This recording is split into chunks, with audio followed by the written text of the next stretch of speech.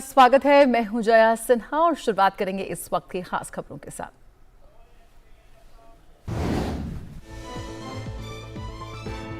G20 देशों के वित्त मंत्रियों और केंद्रीय बैंक के गवर्नरों की बैठक में पीएम मोदी ने दिया मंत्र।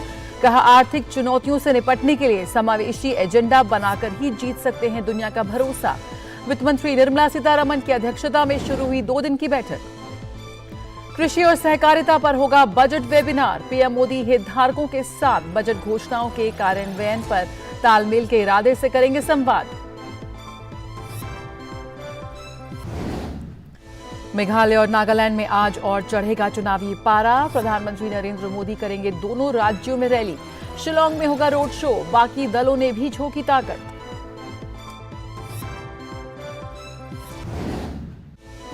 आज मध्य प्रदेश के सतना जिले में होंगे गृह मंत्री अमित शाह। शबरी माता जयंती पर आयोजित कोल जनजाति के सम्मेलन में शामिल होंगे गृह मंत्री।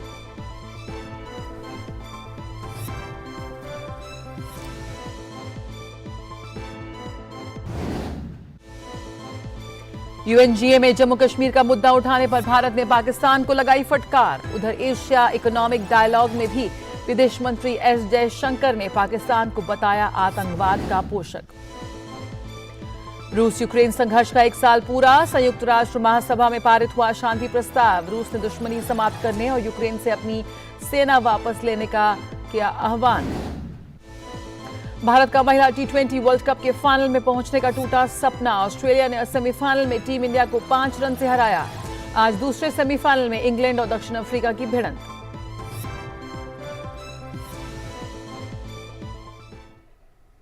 और सबसे पहले बात भारत में जारी G20 बैठकों की।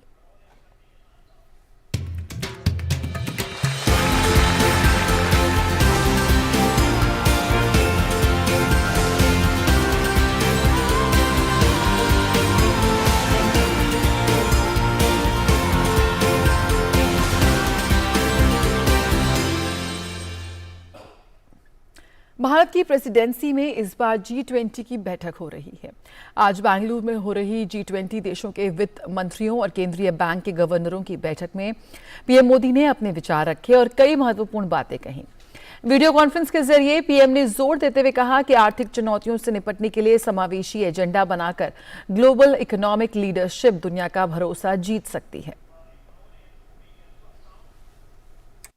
I would urge that your discussions should focus on the most vulnerable citizens of the world. Only by creating an inclusive agenda will the global economic leadership win back the confidence of the world. The theme of our G20 presidency also promotes this inclusive vision. One earth, one family, one future. प्रधानमंत्री ने कहा कि वे ऐसे समय में वैश्विक वित्त और अर्थव्यवस्था के नेतृत्व का प्रतिनिधित्व कर रहे हैं जब दुनिया गंभीर आर्थिक कठिनाइयों का सामना कर रही है। You represent the leadership of global finance and economy at a time when the world is facing serious economic difficulties. We are also witnessing rising geopolitical tensions in different parts of the world. There are disruptions in global supply chains. Many societies are suffering due to rising prices, and food and energy security have become major concerns across the world. It is now up to you, the custodians of the leading economies and monetary systems of the world, to bring back stability, confidence and growth to the global economy. इसके साथ ही प्रधानमंत्री ने कहा कि वित्त की दुनिया में प्रौद्योगिकी तेजी से हावी हो रही है। महामारी के दौरान डिजिटल भुगतान ने संपर्क रहित और निर्बाध लेन देन को सक्षम बनाया है। Need to collectively work to strengthen multilateral development banks for meeting global challenges like climate change and high debt levels. Excellencies, in the world of finance, technology is increasingly dominant. During the pandemic, digital payments enable contactless and seamless transactions. However, some recent innovations in digital finance also pose risk of destabilization and misuse. I hope that you will explore how the power of technology can be used for good while developing standards to regulate its possible risks.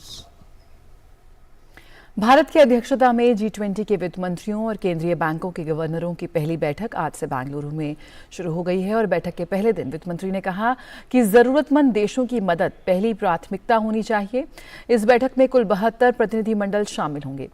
बैठक में वैश्विक अर्थव्यवस्था, वैश्विक स्वास्थ्य और अंतर्राष्ट्रीय कराधान से संबंधित मुद्दों पर चर्चा होगी। बैठक में 21वीं सदी की साझा वैश्विक चुनौतियों का समाधान करने के लिए बहुपक्षीय विकास, बैंकों को मजबूत करने, वित्तीय समावेश और उत्पादकता को बढ़ाने के लिए डिजिटल सार्वजनिक अवसंरचना का उपयोग करने जैसे मुद्दों पर भी चर्चा होगी।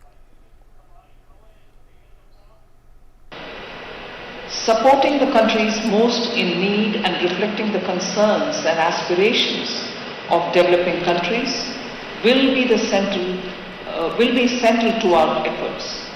We will work closely with the Troika, the G20 membership, international organizations and guest countries to carry forward the exemplary work of G20 presidencies before us. और खजुराहो में चल रही G20 संस्कृति कार्य समूह की बैठक में आज एक महत्वपूर्ण सत्र में संस्कृति पर चर्चा होनी है। इस बैठक में संस्कृति से जुड़े 4 महत्वपूर्ण विषयों पर बातचीत चल रही है। वो 4 विषय हैं: सांस्कृतिक संपदा का संरक्षण और बहाली, एक सतत भविष्य के लिए जीवित विरासत का दोहन, सांस्कृतिक और रचनात्मक उद्योगों का प्रचार और रचनात्मक अर्थव्यवस्था और संस्कृति के संरक्षण और संवर्धन के लिए डिजिटल तकनीकों का लाभ उठाना। संस्कृति कार्य समूह की पहली बैठक के दूसरे दिन G20 देशों से आए डेलीगेट्स को न सिर्फ खजुराहो के मंदिरों के दीदार कराए गए, बल्कि हुनर हाट में भारत की पारंपरिक और संस्कृति, हस्तकला और हथकरघा से भी रूबरू कराया गया।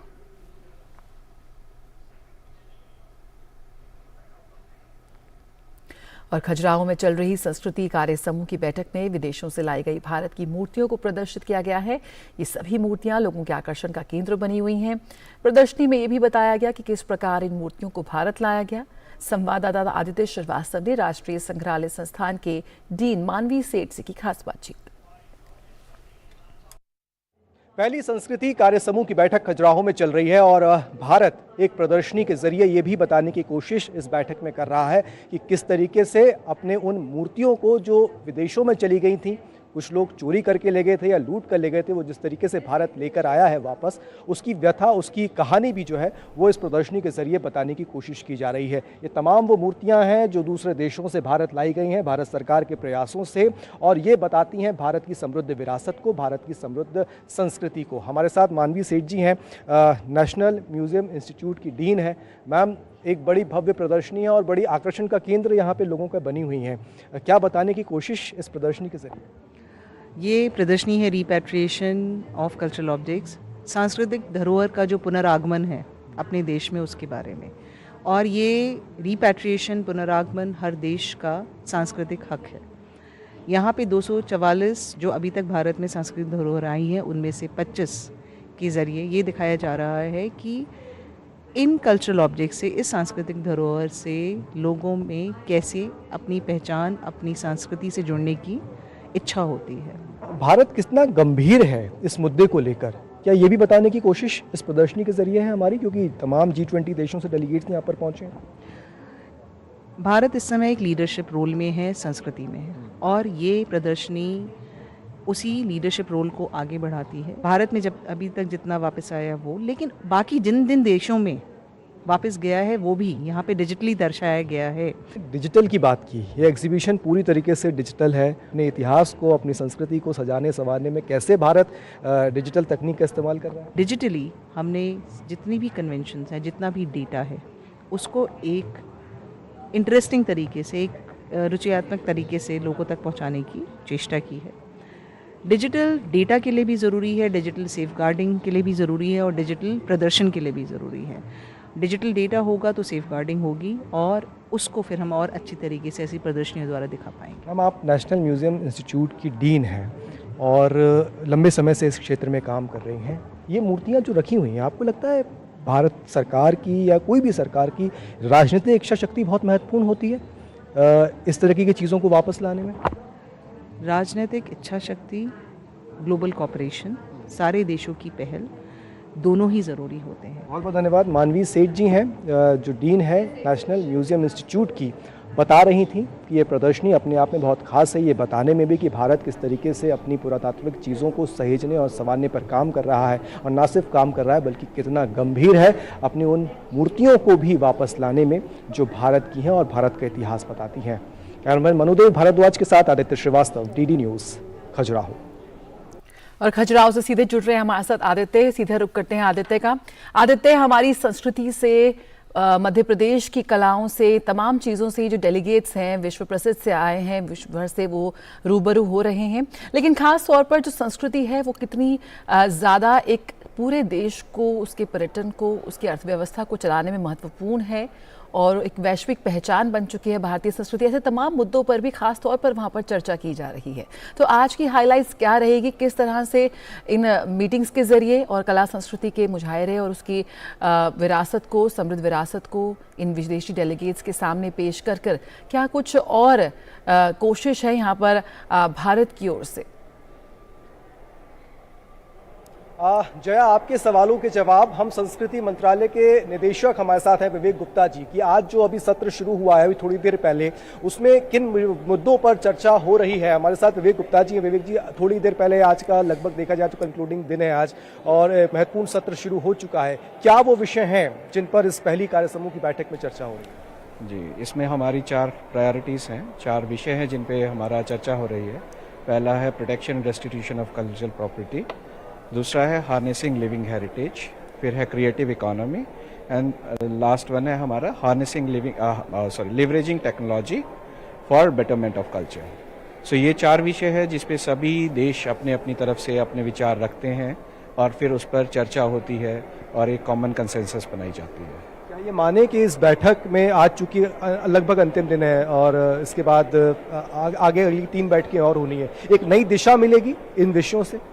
जी, इसमें सभी देशों के हम अपने जो भी उनके स्टेटमेंट्स होंगी, जो भी उनके विचार होंगे, हम सभी उस पर डिस्कशन करेंगे और एक कॉमन हम प्लेटफॉर्म लेकर चलेंगे जिस पे हम इस किसी निष्कर्ष पे आ सकें जहां पे सभी की सहमति बने। धन्यवाद सर।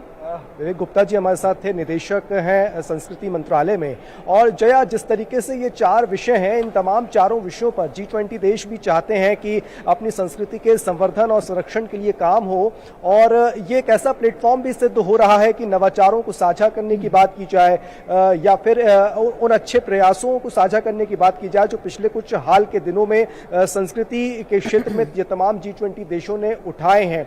इस पूरे संस्कृति कार्य समूह की पहली बैठक की अगर बात की जाए तो भारत अपनी उस पुरातन संस्कृति को बताने की कोशिश भी कर रहा है तमाम G20 देशों के सामने, जिस पर भारत गर्व करता हुआ आया है, और एक और वो ये भी बताने की कोशिश कर रहा है कि इस तरीके से वो अपनी संस्कृति को लेकर गंभीर है, क्योंकि जया वो 25 मूर्तियां जो विदेशों से भारत आई हैं, जिनको भारत से लूट कर ले जाया गया था, उन 25 मूर्तियों को यहाँ एक प्रदर्शनी में प्रदर्शित किया जा रहा है, और ये भी बताया जा रहा है कि किस तरीके से उन तमाम मूर्तियों को भारत लाया गया, कितने कठिन प्रयासों से वो भारत आई गई हैं, और किस तरीके से भारत अपने पुरातन संस्कृति के लिए, अपनी सांस्कृतिक विरासतों के लिए गंभीर है। बिल्कुल, बहुत बहुत शुक्रिया आदित्य। फिलहाल इस जानकारी के साथ जुड़ने के लिए। आपसे आगे भी अपडेट देते रहेंगे। तो ये हमारी संस्कृति, हमारी कलाएं, ये विभिन्न देशों को जोड़ती हैं और कैसे इनको सजोने में, इनको सहेजने में तकनीक और नवाचार का भी इस्तेमाल हो सकता है, अर्थव्यवस्था को बेहतर करने में ये कैसे एक मील का पत्थर साबित हो सके। तमाम ऐसे मुद्दे हैं जिन पर इस वक्त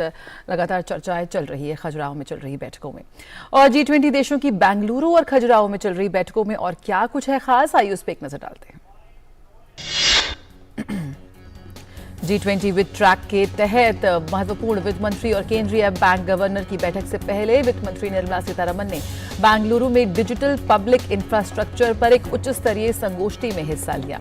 वित्त मंत्री ने देश में लोगों के आर्थिक परिवर्तन और सशक्तिकरण में UPI और कोविन जैसे मंचों का जिक्र किया।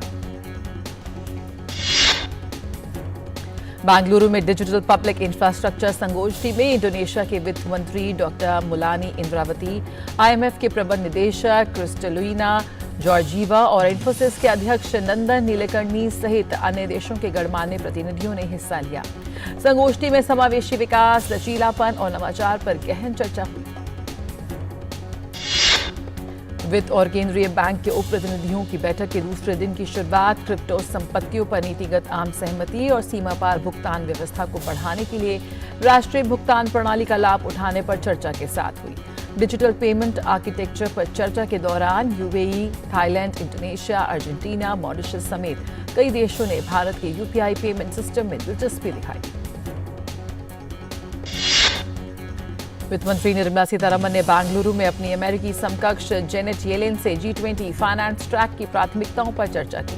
दोनों पक्षों ने इस बात पर सहमति व्यक्त जताई कि कोविड महामारी से लिए गए सबक को भूलना नहीं चाहिए और भविष्य की महामारी के लिए तैयारियों को बढ़ाने की जरूरत है।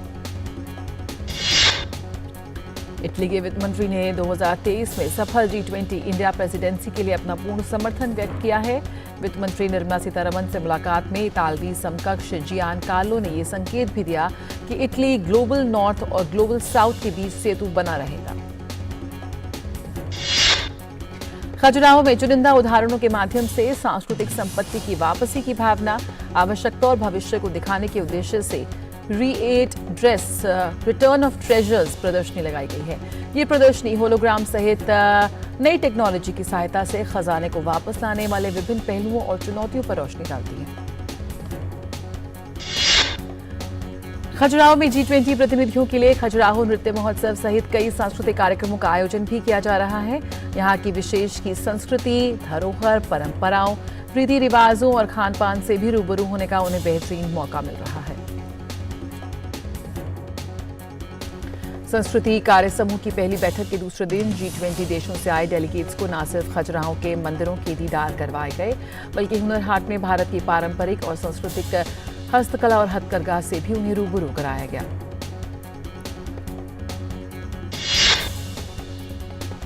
और यहाँ वक्त एक छोटे से ब्रेक का, जल्द हाजिर होते हैं।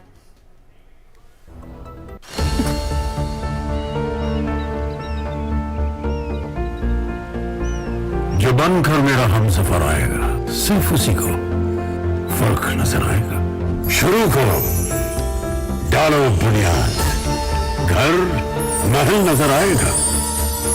वंडर नहीं है, वंडर नहीं, फर्क नजर आएगा। वंडर सीमेंट, फर्क नजर आएगा। It's another six. रिचार्ज, जल्दी रिचार्ज करा। ये क्या किया? मैच तो गया। पेमेंट कैसे करेंगे? टोकनाइज कार्ड से। टोकन? हाँ, ऑनलाइन पेमेंट के लिए RBI लाए हैं टोकनाइजेशन। एक बार कार्ड डिटेल्स OTP CVV डालकर टोकन जनरेट कीजिए। कार्ड भी सुरक्षित और बार बार डिटेल्स भरने की नो झंझट। वही सुविधा अधिक सुरक्षित। ऑलराउंडर हो कि मैं RBI कहता है कि जानकार बनिए, सतर्क रहिए।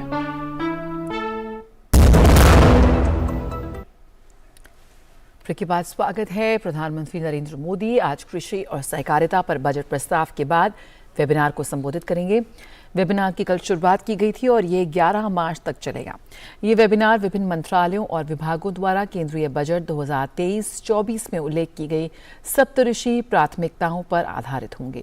वेबिनार विभिन्न मंत्रालयों और विभागों तथा संबंधित पक्षों के प्रयासों से त्रैमासिक लक्ष्य के साथ कार्य योजनाओं की तैयारी की दिशा में ध्यान केंद्रित करेंगे। पीएम मोदी ने कल हरित विकास पर आयोजित वेबिनार को संबोधित करते हुए कहा कि इस वर्ष के बजट में इस देश के निवेशकों और लोगों के लिए कई अवसर प्रदान किए गए हैं ताकि हरित विकास की ओर बढ़कर उनके भविष्य को सुरक्षित किया जा सके। उन्होंने कहा कि ये बजट वैश्विक हरित ऊर्जा बाजार में देश को नेतृत्व उन्मुख बनाने में महत्वपूर्ण भूमिका निभाएगा।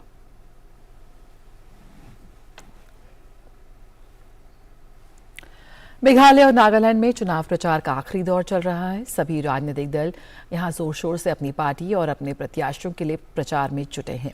लेकिन आज दोनों राज्यों में चुनावी पारा और चढ़ेगा। आज प्रधानमंत्री नरेंद्र मोदी दोनों राज्यों में चुनावी रैली करने वाले हैं, लिहाजा दोनों ही राज्य में सुरक्षा के पुख्ता इंतजाम किए गए हैं। पीएम मोदी सबसे पहले नागालैंड के दीमापुर में रैली करेंगे और इसके बाद मेघालय के शिलांग और तुरा में उनकी सभा होगी। भाजपा उम्मीदवारों के समर्थन में शिलांग में एक रोड शो भी किया जाएगा। एनडीपीपी और बीजेपी ने नागालैंड में 2018 का चुनाव साथ लड़ा था और गठबंधन के सहयोगियों ने पिछले साल जुलाई में इसी समझ के साथ आगे बढ़ने का फैसला किया था। बीजेपी ने मेघालय की सभी 60 विधानसभा सीटों पर अपने उम्मीदवार उतारे हैं। वहीं मेघालय में कांग्रेस और टीएमसी ने भी पूरी ताकत झोंक दी है। कल एक रैली में टीएमसी नेता ममता बनर्जी ने कहा कि बंगाल पूर्वोत्तर का प्रवेश द्वार है, कोई भी असुविधा होगी तो टीएमसी उनके पास होगी।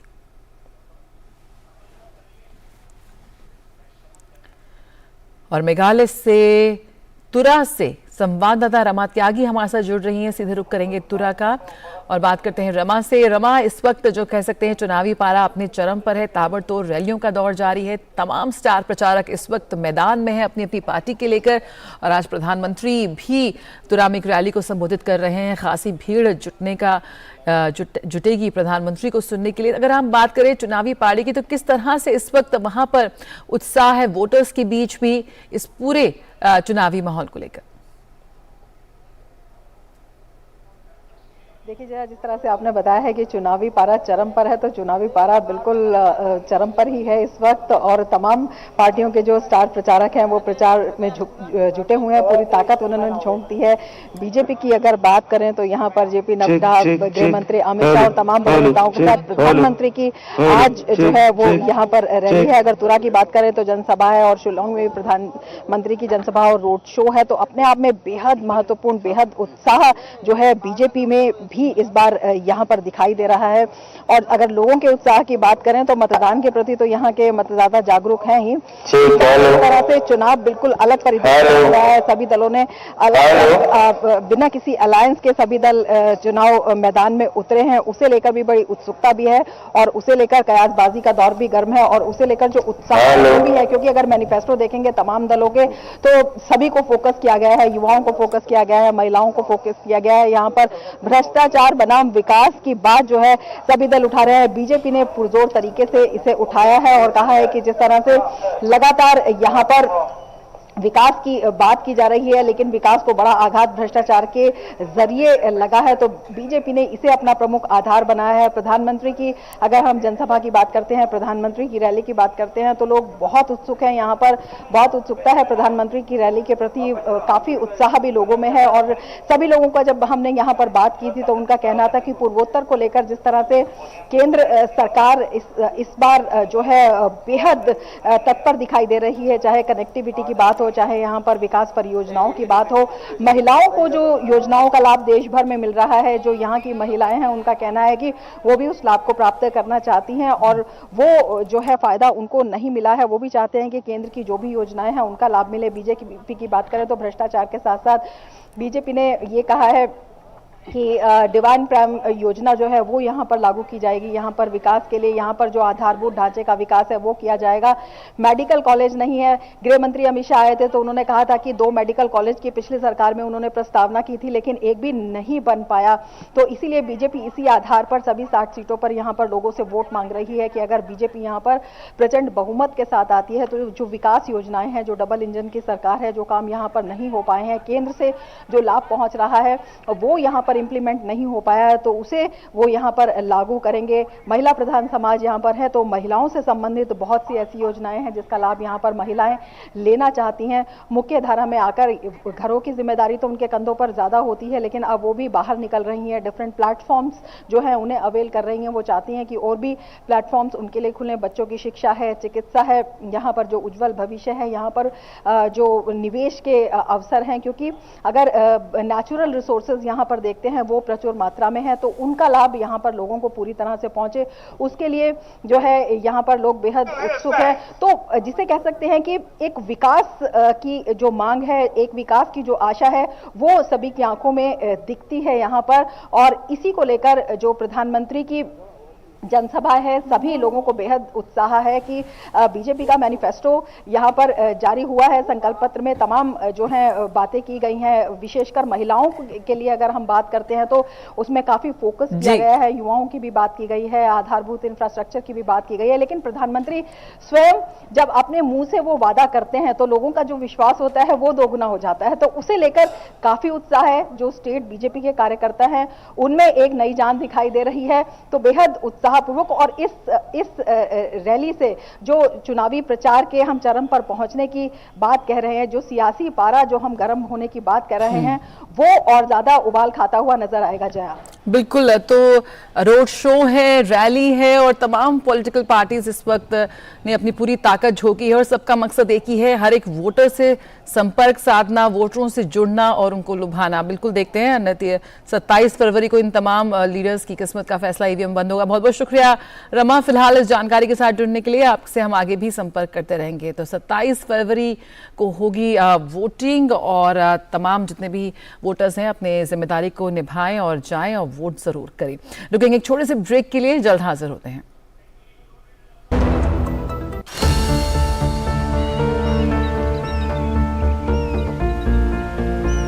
जो बनकर मेरा हमसफर आएगा सिर्फ उसी को फर्क नजर आएगा।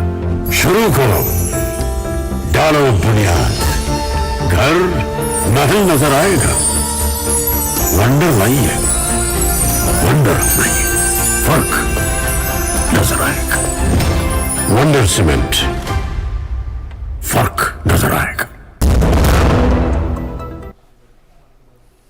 और नागालैंड चुनाव में जनता दल यूनाइटेड पूरी ताकत से चुनाव लड़ रही है। पिछली बार एक विधायक भी जदयू से चुना गया था। इस बार बिहार की तीनों पार्टियां जदयू, राजद और एलजेपी रामविलास नागालैंड के चुनाव में किस्मत आजमा रही हैं। जदयू तो यहां किसी भी पार्टी को सपोर्ट करने को तैयार है। भले ही बिहार के मुख्यमंत्री नीतीश कुमार ने कहा है कि वो भविष्य में कभी भी बीजेपी के साथ नहीं जाएगी, लेकिन नागालैंड के जदयू जनरल सेक्रेटरी इसो मोंगवा पोंगजेन को सरकार में शामिल होने के लिए बीजेपी से भी परहेज नहीं है। नागालैंड में जदयू के जनरल सेक्रेटरी से एक्सक्लूसिव बात की संवाददाता नीरज सिंह ने। जनता दल यूनाइटेड के जनरल सेक्रेटरी इमसू मोंगवा जी इस समय हमारे साथ हैं, जो खुद कैंडिडेट भी हैं और जो 9 कैंडिडेट जदयू के खड़े हुए हैं उनके लिए भी लगातार प्रचार कर रहे हैं, कैंपेन भी कर रहे हैं। अगर नागालैंड की पॉलिटिक्स में अगर हम देखें, इस बार आपको क्या लगता है कि नागालैंड की पॉलिटिक्स को कितना प्रभावित करेगी JDU? I believe that JDU will be the formidable party so that it can form the government. JDU के एक कैंडिडेट को एलजीपी ने भी अपना एक उम्मीदवार बनाया है। एलजीपी भी एक बड़ी पार्टी के रूप में यहाँ पर चुनाव लड़ रही है, आपसे ज्यादा सीटों पर वो चुनाव लड़ रही है, तो उसके लिए आप क्या कहेंगे? This is politics ना। JDU भी बहुत अराउंड 20 कैंडिडेट जैसे था, लेकिन सब कैंडिडेट के गोल लेना नहीं है ना, ऐसे टिकट वेस्ट नहीं करना चाहिए। इसलिए हम लोग सिर्फ we have decided to set only on 9 constituency. JDU का जो नागालैंड यूनिट है, उन्होंने कहा है कि इलेक्शन के बाद वो किसी के भी साथ जा सकते हैं अगर वो चुनाव जीतते हैं। आपका जो डोर है वो ओपन है ऑल के लिए। JDU national president Lalan Singh ji, he already announced that post-poll alliance we can do with any party, but I believe that with NDPP they'll make alliance. Nitish ji ने ये बोला है कि वो कभी बीजेपी के साथ नहीं जाएंगे, बट यहाँ डोर आपके लिए ओपन है अगर बीजेपी और एनडीपीपी भी अगर आपके साथ आती है। नहीं, ऐसे बात ऐसे है नागालैंड में, वो तो नागालैंड में सब दौर ओपन है, लेकिन बीजेपी तो हमारा उम्मीद है, I believe that BJP will not win that much seat. But BJP and NDPP the alliance Without help of JDU, I don't think they'll form the government. So they'll be needing JDU. जो JDU है, LJP है, RJD है, three party Bihar से party है, but यहाँ पर election लड़ रही है, तो ये जो कैंडिडेट खड़े हुए हैं, चाहे वो LJP की क्यों या RJD की हो, वो नुकसान नहीं करेंगे आपस में एक दूसरे का? I don't think so. It won't damage. JDU since 1963, after inception of this state, JDU from Jayaprakash Narayan till Nitish Kumar ji, they are helping a lot to these Naga people. तो ये थे हमारे साथ Janata Dal unite के general secretary, जिनका कहना है कि इस बार नागालैंड के इलेक्शन में जेडीयू एक महत्वपूर्ण रोल प्ले करेगी, उनके कई सारे कैंडिडेट जीतेंगे और सभी के लिए उनके दरवाजे खुले हुए हैं। कैमरामैन सुमेश के साथ नीरज सिंह, डीडी न्यूज, नागालैंड। गृह और सहकारिता मंत्री अमित शाह आज मध्य प्रदेश में सतना जिले के दौरे पर होंगे। अमित शाह शबरी माता की जन्म जयंती अवसर पर कोल जनजाति महाकुंभ के कार्यक्रम में शामिल होंगे और सतना में नवनिर्मित मेडिकल कॉलेज का उद्घाटन करेंगे। गृह मंत्री ने माता शबरी को उनकी जयंती पर नमन किया है। अपने ट्वीट में अमित शाह ने कहा कि शबरी माता का निस्वार्थ प्रेम और भक्ति हर किसी को भाव विभोर करने वाला है। उन्होंने खुशी जताई कि वो इस मौके पर मध्य प्रदेश के सतना में आयोजित कोल जनजाति महाकुंभ में भाग लेंगे।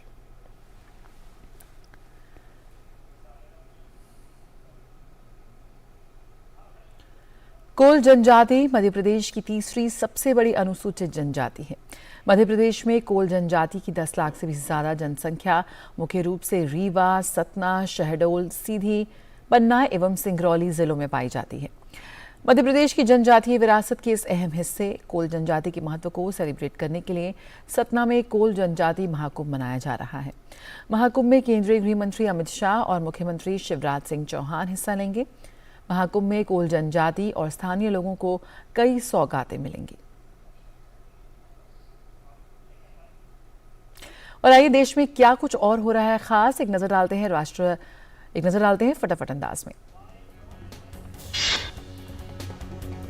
राष्ट्रपति भवन परिसर में होने वाले चेंज ऑफ गार्ड सेरेमनी समारोह का आयोजन इस शनिवार को नहीं किया जाएगा। एक आधिकारिक विज्ञप्ति में कहा गया है कि जर्मनी के चांसलर के लिए निर्धारित गार्ड ऑफ ऑनर के कारण यह निर्णय लिया गया है। भारत दौरे पर आए गुयाना के उपराष्ट्रपति डॉक्टर भरत जगदेव आज नई दिल्ली स्थित राष्ट्रपति भवन में राष्ट्रपति द्रौपदी मुर्मू से करेंगे मुलाकात। इस दौरान दोनों के बीच कुछ अहम मसलों पर होगी बातचीत। सिक्किम की राजधानी गंगटोक में राष्ट्रमंडल संसदीय संघ के सम्मेलन का आज आखिरी दिन है और समापन समारोह में आज लोकसभा अध्यक्ष ओम बिरला संबोधन देंगे। इससे पहले कल उन्होंने चर्चा और संवाद को लोकतंत्र की सबसे बड़ी ताकत बताया था।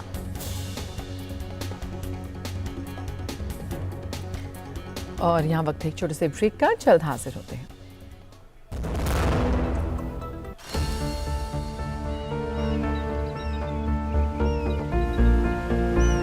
जो बनकर मेरा हमसफर आएगा सिर्फ उसी को फर्क नजर आएगा। शुरू करो, डालो बुनियाद, घर महल नजर आएगा। वंडर नहीं है, वंडर नहीं, फर्क नजर आएगा। वंडर सीमेंट, फर्क नजर आएगा। संयुक्त राष्ट्र महासभा में रूस यूक्रेन विवाद पर एक विशेष सत्र के दौरान भारत ने जम्मू कश्मीर का जिक्र करने के बाद पाकिस्तान को आड़े हाथों लिया है। संयुक्त राष्ट्र महासभा के 11वें आपातकालीन विशेष सत्र में भारतीय काउंसलर प्रतीक माथुर ने एक बयान में इस्लामाबाद को आतंकवादियों को सुरक्षित पनाहगाह मुहैया कराने वाला देश के रूप में इसके ट्रैक रिकॉर्ड को देखने की सलाह दी। India chooses this time not to respond to Pakistan's mischievous provocations. Our advice to the delegate of Pakistan is to refer to our numerous rights of reply that we have exercised in the past. Pakistan has only to look at itself and its own track record as a state that harbors and provides safe havens to terrorists and does so with impunity. Such uncalled for provocation is particularly regrettable and certainly misplaced at a time when, after 2 days of intense discussions, we have all agreed that the path of peace can be the only path forward to resolve conflict and discord. विदेश मंत्री S Jaishankar भी पुणे में हो रही Asia economic dialogue में पाकिस्तान को आईना दिखा चुके हैं। उन्होंने दो टूक कहा कि आतंकवाद का समर्थन पाकिस्तान की आर्थिक बदहाली का एक बड़ा कारण है। उन्होंने पाकिस्तान के संदर्भ में कहा कि कोई भी देश अपनी समस्याओं से तब तक बाहर नहीं आ सकता जब तक वो आतंकवाद का पोषण करना बंद नहीं कर देता। The reality of this particular relationship is that it has a fundamental issue which we cannot and we must not avoid. And that issue is that of terrorism. Because the moment you start doing these walkarounds, that, let's find a joint statement which will which will get us agreed language. Let us reach out at this point and see where this goes. That's been the talk of the last 75 years. And look where it got us. So I think we need clarity that, and we mustn't be in denial of what are very fundamental problems in that relationship. And just as a country has to fix its economic issues, a country has to fix its political issues too. A country has to fix its social issues. No country is ever going to come out of a difficult situation and become a prosperous power if its basic industry is terrorism. Bharat के CAG यानी नियंत्रक और महालेखा परीक्षक CAG Girish Chandra Murmu को एक अहम जिम्मेदारी मिली है। उन्हें जिनीवा स्थित अंतर्राष्ट्रीय श्रम संगठन का वैदेशिक लेखा परीक्षक चुना गया है। उनके पास 2024 से 2027 तक 4 साल की अवधि के लिए ये जिम्मेदारी होगी।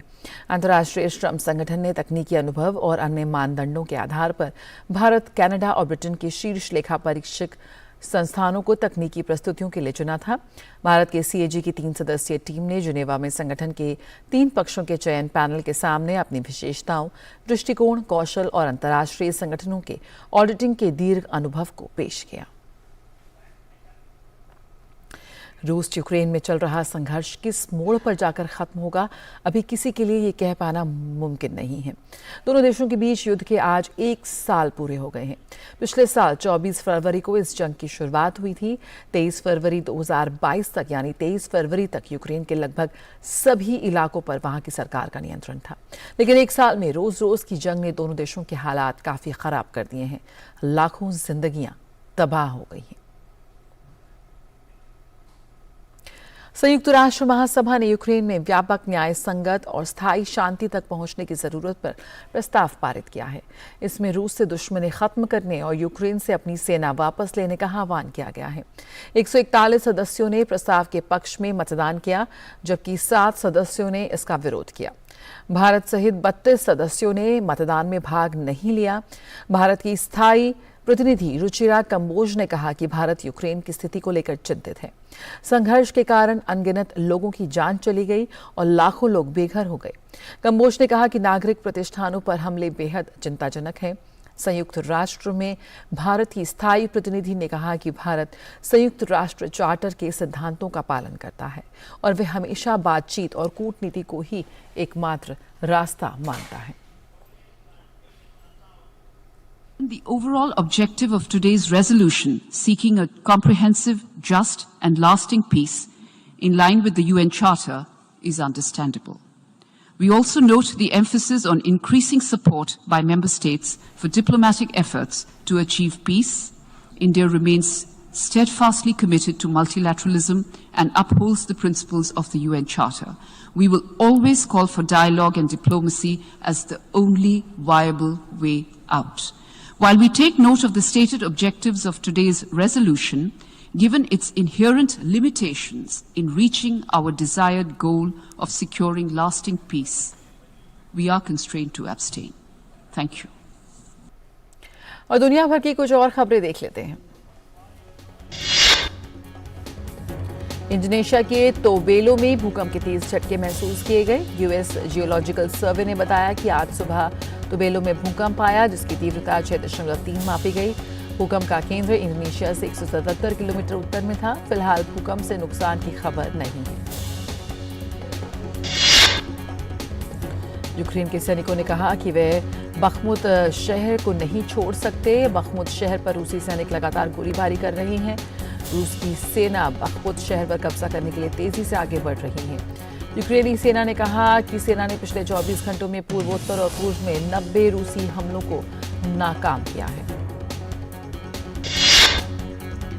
यूक्रेन के राष्ट्रपति जेलेंस्की ने यूक्रेन के दक्षिण में सैन्य स्थिति को काफी गंभीर बताया। उन्होंने कहा कि रूस के सैन्य बलों ने फिर से दक्षिणी शहर खेरसां पर गोलीबारी की है। जेलेंस्की ने कहा कि रूसी सेना की जवाबी कार्रवाई का यूक्रेनी सैनिक डटकर जवाब दे रहे हैं। अमेरिका के राष्ट्रपति जो बाइडेन ने विश्व बैंक में अध्यक्ष की भूमिका के लिए मास्टरकार्ड के पूर्व सीईओ अजय सिंह बग्गा को नामित किया है। वे इस पद पर नियुक्त होने वाले भारतीय मूल के पहले व्यक्ति हैं। बंगा अभी private equity firm general Atlantic के वाइस प्रेसिडेंट हैं। उत्तर कोरिया की KCNA समाचार एजेंसी के हवाले से मीडिया रिपोर्ट में दावा किया गया है कि उत्तर कोरिया ने एक अभ्यास के दौरान 4 क्रूज मिसाइलों का परीक्षण किया है, जो जवाबी परमाणु हमला करने के लिए डिजाइन की गई हैं। अभ्यास में गुरुवार को कोरियाई पीपुल्स आर्मी की परिचालन रणनीतिक क्रूज मिसाइल इकाई शामिल थी। रुकेंगे एक और छोटे से ब्रेक के लिए, जल्द हाजिर होते हैं।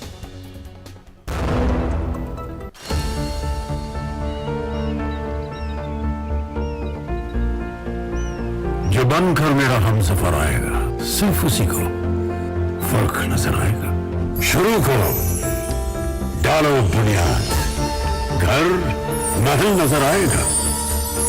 वंडर नहीं है, वंडर नहीं, फर्क नजर आएगा।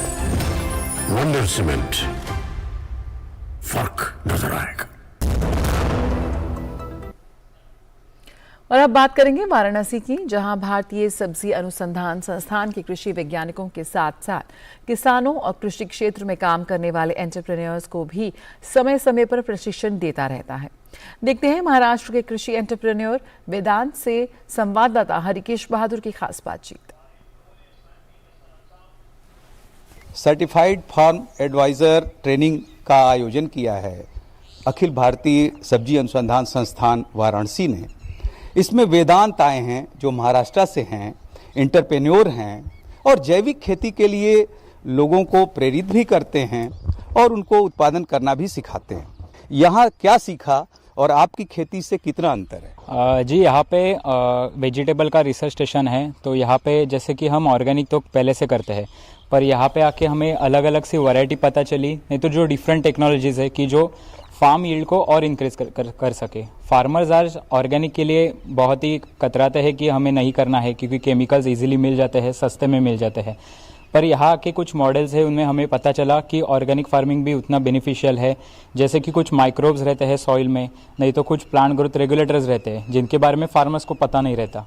तो ये हम सब इधर मुझे नॉलेज मिल चुका है, और जो कि मैं हमारे अर्बन फार्मर्स को और जो फार्मर कम्युनिटी है उसमें मैं स्प्रेड कर सकूँगा, और उनका भी केमिकल से ऑर्गेनिक फार्मिंग तक का उनको अच्छा फसल उनको मिल पाए, वे मैं ज़रूर कर पाऊँगा। इस तरह की जो खेती है, जो अर्बन एरिया की आप बात कर रहे हैं, ये कितनी सहायक साबित होगी? पोटैटो और टोमेटो का ये कॉम्बिनेशन, ये तो पहली बार हमने भी यहाँ पे लाइव सैंपल दिखा। तो पहले हम बताते थे, पर हमारे पास लाइव सैंपल्स नहीं था, फोटोज़ नहीं था दिखाने के लिए। तो ये तो बहुत ही अर्बन फार्मर्स के लिए, जो कि किचन गार्डन एक कंसेप्ट बहुत ही अच्छा आ रहा है। तो किचन गार्डन के लिए स्पेस बहुत ही छोटा रहता है और प्रोडक्शन ज़्यादा चाहिए रहता है। तो ये हम इम्प्लीमेंट करके हमें पोटैटोज़ का भी प्रोडक्शन मिल सकता है, टोमेटो भी मिल सकता है। और जो कि टोमेटो और ब्रिंजल, ये हम दोनों प्लांट्स एक ही प्लांट पे उगा रहे हैं, तो हमें प्रोडक्शन तो वैसे भी अच्छा मिल रहा है, पर जो डिसीज़ का वगैरह प्रॉब्लम आता है, मैनेजमेंट में प्रॉब्लम आता है, तो ये प्रॉब्लम भी ये सॉल्व कर सकता है। जैविक खेती को कितना बढ़ावा आप दे पाएंगे यहाँ से सीखने के बाद? ज़्यादातर के ऑर्गेनिक फार्मिंग के लिए फार्मर्स को मुश्किल रहता है कि डिसीज़ और इंसेक्ट्स को कंट्रोल करना।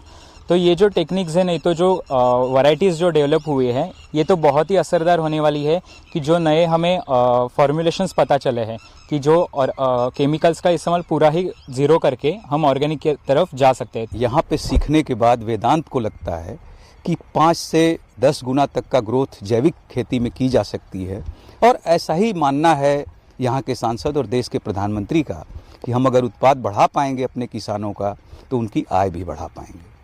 Doctor Harkesh Bahadur Singh Gautam, DD news, Varanasi. और आइए देख लेते हैं व्यापार जगत की कुछ और अहम खबरें। देश की सबसे बड़ी विद्युत उत्पादक कंपनी एनटीपीसी को S&P प्लेट्स की ओर से टॉप स्वतंत्र विद्युत उत्पादकों और ऊर्जा व्यापारियों के रूप में स्थान दिया गया है। ये रैंकिंग 4 प्रमुख मैट्रिक्स परिसंपत्ति मूल्य, राजस्व लाभ और निवेश से प्राप्ति पर आधारित है। कोयला मंत्रालय 27 कोयला खदानों के लिए आज मॉक ई नीलामी करेगा। मंत्रालय ने बताया कि वाणिज्यिक कोयला खदानों की नीलामी के छठे और 5वें दौर के दूसरे प्रयास के तहत 36 कोयला खदानों के लिए 96 बोलियां प्राप्त हुई हैं।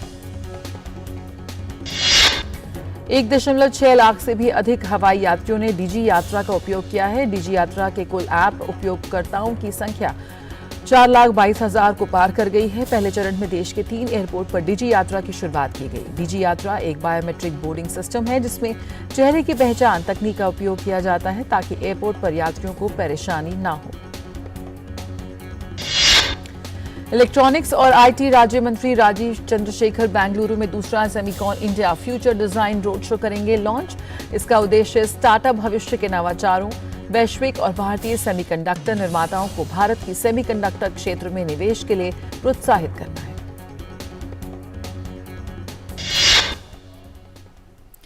और बात करें क्रिकेट की तो भारतीय महिला क्रिकेट टीम का T20 विश्व कप जीतने का सपना एक बार फिर टूट गया है। ऑस्ट्रेलिया ने सेमीफाइनल में भारत को 5 रन से हरा दिया। इस जीत के साथ ऑस्ट्रेलियाई टीम रिकॉर्ड लगातार 7वीं बार फाइनल में पहुंच गई है। टॉस जीतकर पहले बल्लेबाजी करते हुए ऑस्ट्रेलिया ने 4 विकेट गंवाकर 172 रन बनाए थे। भारतीय टीम की खराब फील्डिंग चर्चा का विषय रही। टीम इंडिया ने मैग लैनिंग और बेथ मूनी के आसान कैच छोड़े। T20 विश्व कप के सेमीफाइनल में भारतीय महिला टीम की चौथी हार है। इससे पहले 2009, 2010 और 18 में भी सेमीफाइनल में टीम इंडिया हार कर बाहर हो गई थी।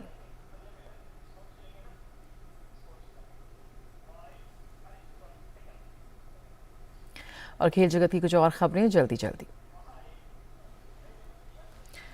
दिल्ली के इंदिरा गांधी स्टेडियम में आज से 3 दिन तक अखिल भारतीय ताइक्वांडो चैंपियनशिप होगी। इसका उद्घाटन युवा कार्यक्रम और खेल मंत्री अनुराग सिंह ठाकुर करेंगे। चैंपियनशिप का आयोजन भारत कोरिया राजनयिक संबंधों के 50 साल पूरे होने के मौके पर किया जा रहा है। युवा निशानेबाज अनीश भानवाला ने काहिरा में ISSF विश्व कप के अंतिम दिन कांस्य पदक जीतकर किसी भारतीय के 25 मीटर रैपिड फायर पिस्टल स्पर्धा में पदक नहीं जीतने के मिथक को तोड़ दिया।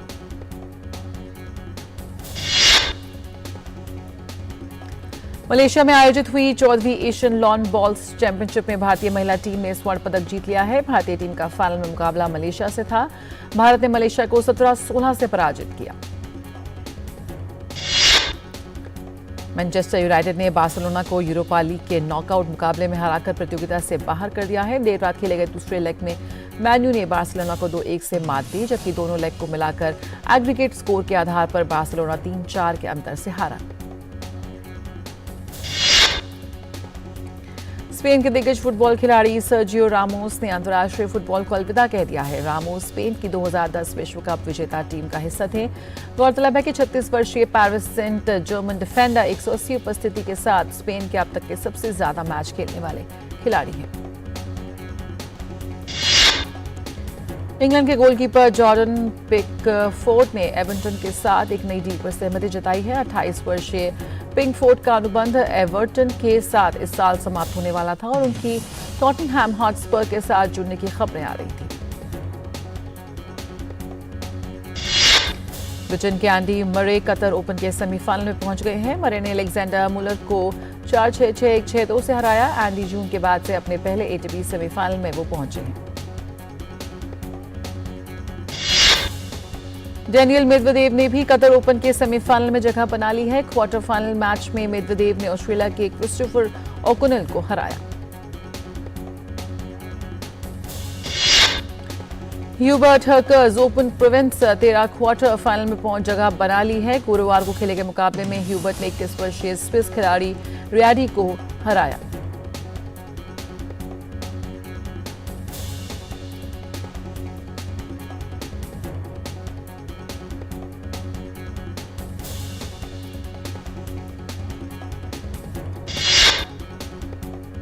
और न्यूज़ 10 में फिलहाल इतना ही। आगे आप देख सकते हैं हमारा विशेष सेगमेंट डीडी प्रीमियर्स। मुझे दीजिए इजाजत, नमस्कार।